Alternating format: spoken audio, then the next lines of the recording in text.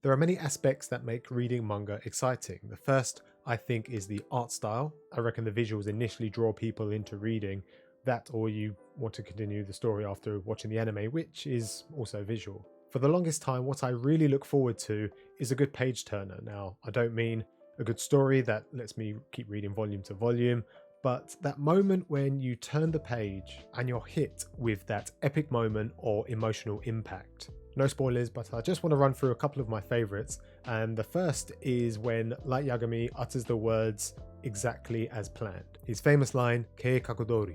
As you turn the page, you're met with Light's beaming eyes, wide open, trying his best not to crack a smile, and you can just feel his sinister ego oozing through the pages. He says it a couple of times, but it's towards the end of the series when he says it that really makes my hair stand on end. One Piece also has some fantastic page turners. Most of them are finishing blows, some of them are just special moves, or you get that cliche moment where a character comes in with a last minute save when you thought they were injured or dead. But my two favourite moments actually come from volume 41.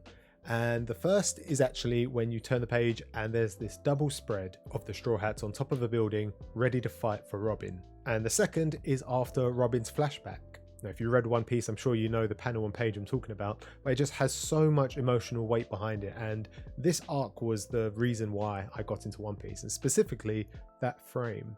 Now, I could go on and on about my favourite page turners, but I want to talk about something that actually enhances that. Hajime Makoto is the mangaka for Martial, Magic and Muscle, and he makes this artistic choice every so often to blur the foreground in his images. This gives off the illusion that the image itself is 3D, and when reading it can sometimes look like the picture is moving, or maybe that's just me. Perspective angles have been popular in manga for a couple of decades now, and it really brings out the depth and scale of a scene. But this particular blurring technique brings a new dynamic to the illustrations, and it pulls you into the environment. Now, because of the comparison between Marsh and Saitama, I decided to reread One Punch Man. Now, Yusuke Murata does a great job of re-illustrating one's original webcomic, and to say it's better, maybe it's not the right word, it's definitely different, but this was the first time I first saw this blurring technique. Yusuke is very detailed and he uses it to great effect in most of his battles.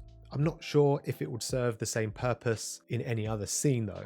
Anyways, I just wanted to talk about this blurring technique. I think it's amazing. I just smile every time that I see it. Yusuke uses it so much in One Punch Man, and he doesn't use it all the time just to bring depth. He also uses it to show movement and motion, which is very impressive. Digital art has given birth to so many different other opportunities for manga artists, and this is definitely one that I'm not too sure if they could do it freehand. If they could, it would be very difficult. But then again, mangaka have been drawing for years and years, so I'm sure someone could do it. But digital definitely makes it a lot easier. Anyways, that's all I have for this video. I hope you guys enjoyed, and I will see you next time.